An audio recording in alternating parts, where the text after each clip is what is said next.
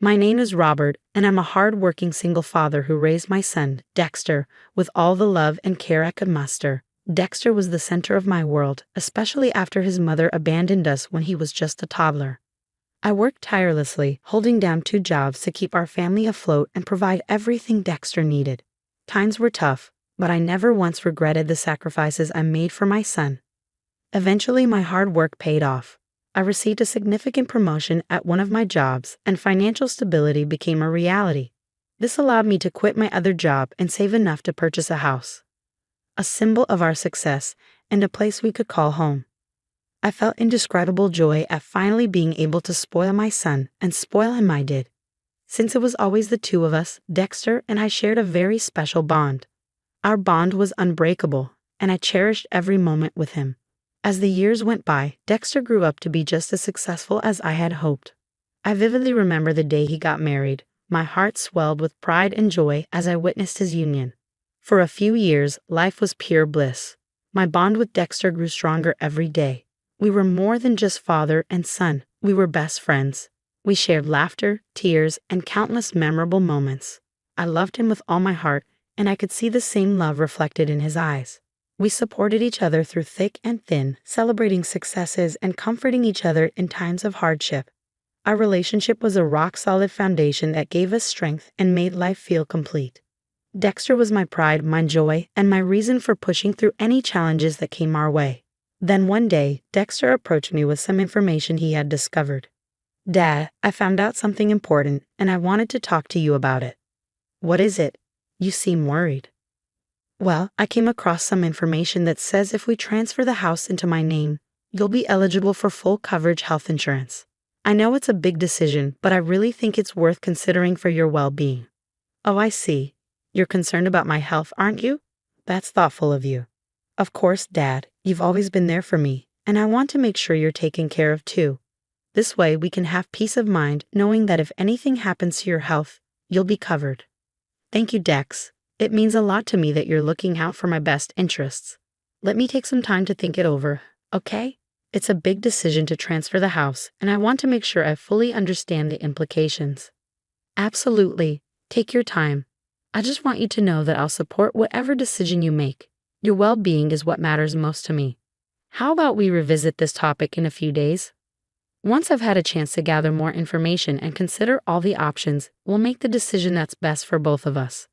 "Sounds good, Dad. Remember, I'm here for you no matter what. Just let me know if you need any help or have any questions." "Thank you, son. Your support means a great deal to me. We'll discuss this further soon, I promise." Touched by his care, I researched the details and found out that the benefits would kick in after 5 years. Believing in my good health and overwhelmed by love for my son, I decided to transfer the house deed to Dexter. I presented it as a heartfelt gift on his birthday, and his gratitude knew no bounds. I felt a surge of happiness and contentment, thinking I had made the right choice. However, my joy quickly crumbled when Dexter's wife called me a few weeks later. She revealed that Dexter had been cheating on her for the past year with a 25-year-old woman. Disgust and disappointment washed over me like a tidal wave. In a fit of rage, I called Dexter, hoping for some form of regret and an explanation. "Hi, Dex. We need to talk." "Sure, Dad. What's up?" "Your wife called me and told me something that deeply troubles me. Is it true that you've been cheating on her?" "Look, Dad, it's my personal life. I don't see why it's any of your business. Yes, I've been seeing someone else, but that's between me and my wife. I can't believe what I'm hearing. Cheating is a betrayal of trust, not just to your wife, but to the values and morals I raised you with. I'm disappointed in your actions." "Well, I didn't come here to discuss my personal life or disappoint you. Also, since I've taken ownership of the house, I expect you to move out within a month. It would be weird for me and my mistress to live with you. You can't be serious. I transferred the house to you believing you cared about my well-being. Now you're kicking me out without any consideration or remorse." "Look, Dad, this is how it is. The house is mine now, and I have my own life to live. Find somewhere else to live. I don't have time for this right now. I can't believe this is happening. I raised you with love and sacrificed so much for your future. I expected better from you, Dex. Is this how little our relationship means to you?" "Relationships change, and right now, this is what's best for me. I suggest you start packing and figure out your living arrangements. I can't believe this is how you treat your family. I never imagined you'd become so heartless. Fine, I'll find a new place, but remember, blood ties can't be severed, and trust once broken is not easily repaired. Save the melodrama, Dad. It's just a house.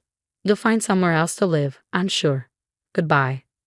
I had no control over the house, and with a heavy heart, I had no choice but to leave. My heart shattered into a million pieces as I packed my belongings and left the house I had worked so hard for. The pain of betrayal ran deep, and I couldn't fathom how my own flesh and blood could kick me out without remorse. It was a blow that struck at the core of my being. The knowledge that Dexter had married his mistress only intensified the agony. It made me question my abilities as a father. Did I not raise him well enough? Did I fail to instill in him the values of loyalty and respect? Doubts crept into my mind, fueling my anguish. Seeing Dexter move on so easily, building a life with the very person he had cheated on his wife with, was a dagger to my heart. It felt like the years I spent nurturing him, sacrificing for him, and loving him unconditionally were all in vain. I couldn't help but wonder where I had gone wrong. The pain of being discarded, replaced, and forgotten by my own son was almost unbearable. I struggled to make sense of the situation, grappling with a mix of emotions: anger, sadness, and a profound sense of loss. The wounds inflicted by Dexter's betrayal continued to fester, leaving me emotionally scared. Cutting off all contact with him was an act of self-preservation. I needed distance to heal, to find some semblance of peace amidst the chaos. In the years that followed, I fought to rebuild myself, to find solace in the knowledge that I deserved better. The pain of Dexter's betrayal never truly disappeared, but with time, I learned to carry it with grace and dignity, using it as a reminder of the resilience within me. 4 years passed, and just as I began to heal from the pain, the mistress, Jenna, showed up at my door. She introduced herself as Dexter's soon-to-be ex-wife. That made me raise an eyebrow. She told me she would love to explain further and asked that she could come in. I was a little apprehensive at first, but my curiosity got the better of me. I wanted to know what she meant by ex-wife. I invited her in and grabbed her a glass of water. We settled down on separate armchairs, and I asked her to explain what she meant. While doing a deep clean of the house, I stumbled upon a photo album from Dexter's previous marriage. When I confronted him about it, he admitted that he was married when we started dating. I was shocked. How could he deceive me like that? He didn't tell you? Wow, I thought you knew. I can assure you I had no idea. Well, I'm sorry that he deceived you like that. Naturally, I needed some space to process everything, but Dexter begged me not to leave him. He even confessed that he deceived his father just to be with me. That was the final straw. I couldn't stay with someone who would not only defraud his own family, but also continue to deceive those he claimed to love. I understand your anger, Jenna. I completely share your sentiment. But what exactly does this have to do with me? Why did you come here? I want to seek revenge, not just for myself, but for you too. We both deserve justice and the chance to regain our dignity. Together, we can make him face the consequences of his actions. I appreciate your concern and offer to help, but revenge, is that really the answer? I don't know if it's the right answer, but it's an answer. Dexter needs to learn the consequences of his actions, especially his hurtful ones. You're right, Jenna. I appreciate your determination and willingness to support me. Let's make him realize the magnitude of his wrongdoings and ensure that he doesn't continue to hurt others. I'm glad you're on board. Together, we'll show Dexter that he can't manipulate and deceive the people who love him without consequences. With her expertise as a real estate agent, Jenna unveiled a plan to target Dexter's vulnerabilities. She revealed that the transfer of the house while I was still alive had led Dexter to pay higher property taxes, nearly depleting his funds. They relied solely on Jenna's earnings to survive. Furthermore, since they hadn't signed a prenup, half of the house's value was entitled to her as marital property. Jenna had already served Dexter the divorce papers, and he quickly realized he needed her support to stay afloat. In desperation, Dexter offered to sell his share of the house to Jenna. This is where I entered the picture. I have a proposition for you. What if I sell you the house back at the same rate I bought it from Dexter? What? Jenna, are you sure? Absolutely. But why would you do that, selling it back to me for a fraction of its original price? I'm truly sorry for being the reason you were kicked out of your own home. I want you to have back the house that you've worked so hard for, Robert. It's the least I can do to make amends for the pain and suffering you endured. I don't know what to say. I'm overwhelmed with gratitude. I can't begin to express in words. You really don't have to do this, but I appreciate your kindness and consideration. You deserve to have your home back. It's important to me that you regain what was rightfully yours. You've been through so much, and I want you to heal and find some sense of justice. Thank you, Jenna. Really, your gesture means more to me than words can express. I accept your offer with deep gratitude. We'll work together to make things right again. With our alliance forged, Jenna and I delved deeper into our plan for revenge against Dexter. She took charge of collecting evidence, meticulously gathering proof of his infidelity. Once Jenna had a solid case against Dexter, she took matters into her own hands and sent the evidence to his bosses. Their workplace had strict rules regarding ethical behavior, and infidelity was a breach of trust they couldn't overlook. The consequences were swift and severe. Dexter was terminated from his job. The satisfaction I felt was bittersweet. While revenge may not have been the ideal path to healing, seeing Dexter face the repercussions of his actions brought a small measure of justice. It served as a reminder that one could not escape the consequences of their choices, no matter how powerful or untouchable they may feel. Jenna's strategic move not only stripped Dexter of his employment but also left him in a vulnerable state. Now, Dexter found himself homeless and jobless, the consequences of his actions crashing down upon him in his desperation. Dexter reached out to me, seeking refuge. He recounted his miseries, hoping I would offer assistance. "Dad, I'm in a tough spot. I'm staying with a friend right now, but I can't stay here for much longer. I don't have anywhere else to go. Could you help me by letting me stay at your place? I know things are hard for you right now, but it's not easy for me to welcome you back so soon after what happened. I just bought the house back from Jenna, and your betrayal still hurts." "You bought the house back? Why would you do that?" "Because she recognized the importance of this house and the hard work I poured into buying it the first time, better than my son did." "Oh, you're being unfair. It's where I grew up, and I feel like I should have the right to be there. I get that it's meaningful to you, but trust was broken. It's going to take time for me to heal from what you did. I can't just forget the pain and invite you back without considering my own feelings. It's not fair. I need a place to stay, and I thought you would be there for me, especially since you're my father. I'm not completely abandoning you. I have a compromise.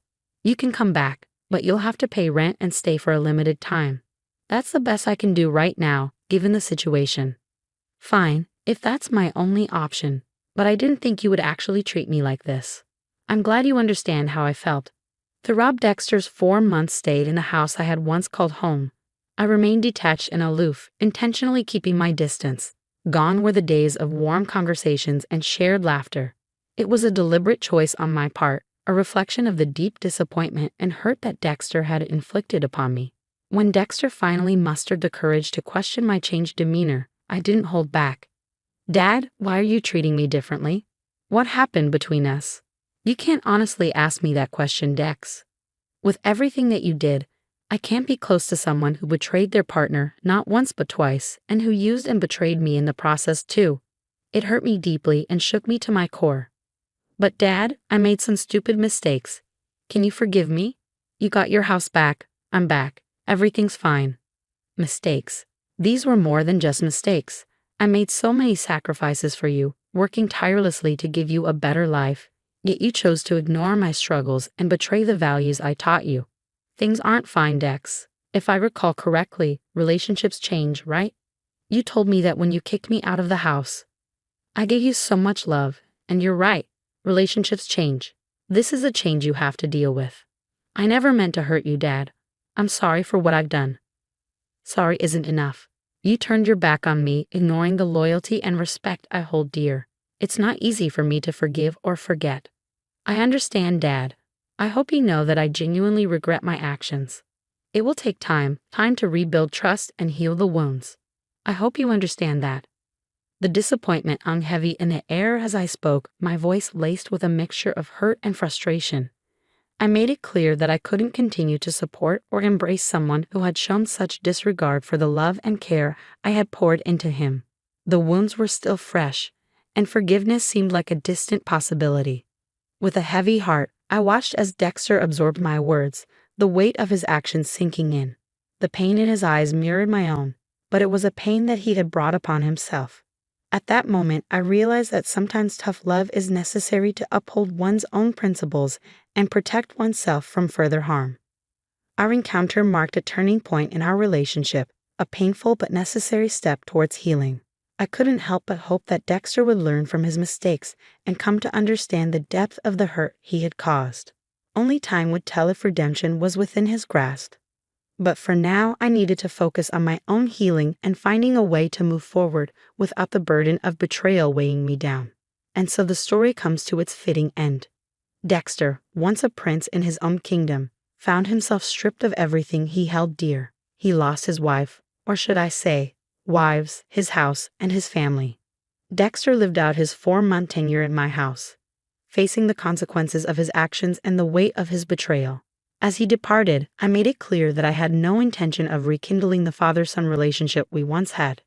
Dexter, aware of the irreparable damage he had caused, was left to rebuild his life, facing the consequences of his choices. Life has a funny way of teaching us lessons we never asked for. Through this arduous journey, I realized that redemption could be found even in the face of betrayal. Jenna and I were able to restore justice to our lives and reclaim our dignity. While Dexter may have learned the hard way, I hope he finds the opportunity to reflect on his choices and grow as a person.